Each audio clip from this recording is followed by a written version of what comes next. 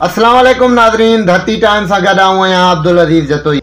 नवाब शाह आशिक़ अली गमन जी ख़बर शामिल कंदासीं। मनेड़ो ऐं आपास में ज़िला शहीद बेनज़ीराबाद नवाब शाह स्कॉप खाते जे इंतज़ामिया पारां काफ़ी अरसे खां वठी नंढनि तोड़े वॾनि सिमनालनि ते लॻल ट्यूबवेल मुकमिल नाकारा हुजण सबबि ॿी तरफ़ नंढे तोड़े वॾे सिमनालनि जी खाटी न हुजण सबबि मनेड़ो आपास में हज़ारें एकड़ ज़रई ज़मीन सिम ऐं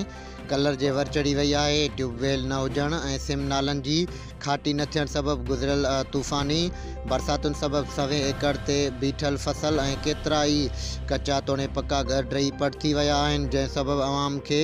करोड़ें रुपयनि जो माली नुक़सानु पहुतो आहे। मगर इन बावजूद भी अञा ताईं स्काप खाते शहीद बेनज़ीराबाद जी इंतज़ामिया पारां ख़राब थियल ट्यूबवेल ऐं गंदगाह सां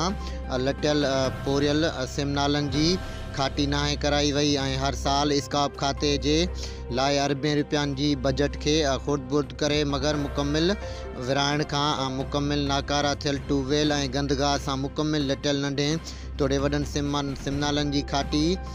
लाइ इंतज़ामिया पारां के बि उपाउ न वरितो वियो आहे। अहिड़े अमल ख़िलाफ़ केतिरा ई भेरा एहतजाज पिणु कया विया मगर उन बावजूद बि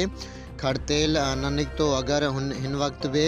स्काप खाते शहीद बेनज़ीराबाद नवाब शाह जे इंतज़ामिया पारां हाणे बि अख न पटी ऐं काफ़ी अरसे खां सिमनालनि जी रहियल खाटी न कराई वई त ॿीहर इम्कानी बरसातनि पवण सबबि ॿीहर आवाम खे माली नुक़सानु थी सघे थो। स्काप खाते ज़िला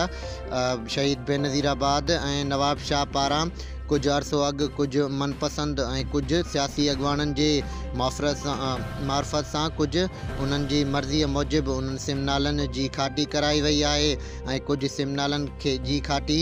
शायदि हलंदड़ आहे मगर जेके सिमनाला काफ़ी अरसे खां वठी मुकमिल गंदगाह सां लटिजी पुरजी विया आहिनि उन्हनि जी शायदि स्काप खाते जी इंतज़ामिया खां शायदि ॼाणायल ॻोठनि जी सिमनालनि जी खाटी कराइण यादि विसरी वई आहे। हितां जे रहवासियुनि सेठ इफ्तिखार अहमद आराई, गुलज़ार अली डायरी, तनवीर डायरी, गुलाम हुसैन आराई ऐं दीन मोहम्मद जमाली ऐं ॿियनि पारां सिंध जे वॾे वज़ीर सैयद मुराद अली शाह, पीपुल्स पार्टी शहीद बेनज़ीराबाद जे डिविज़नल सदर ज़ियाउल हसन लंजार, MPA सरदार मोहम्मद डायरी, MNA सैयद गुलाम मुस्तफ़ा शाह, कमिश्नर शहीद बेनज़ीराबाद, डिप्टी कमिश्नर शहीद बेनज़ीराबाद ऐं ॿियनि वस वारनि खां मुतालबो कंदे घुर कई त यूनियन कौंसल मनेड़ो ऐं ॻोठ लखमीर डायरी, शफ़ीक मोहम्मद डायरी, गुलाम मोहम्मद आराई, मोहम्मद रमज़ान जमाली, मोहम्मद पनाह डायरी ऐं सन विसार समेत ॿियनि ॻोठनि इलाइक़े जे नंढनि तोड़े वॾनि सिमनालनि जी काफ़ी अरसे खां रहियल खाटी कराए ऐं काफ़ी वरियनि खां नाकारा थियल ट्यूबवेल खे ॿीहर ठाराए ॾिनो वञे जीअं असांजो ज़रई ज़मीनूं वधीक सिम ऐं कलर खां बची सघनि। इम्कानी बरसातुनि जे पवण खां अॻु कंहिं वॾे माली नुक़सान खां बची सघिजे, ॿी सूरत में सख़्तु एहतजाज कयो वेंदो। रहवासियुनि जो चिताओ।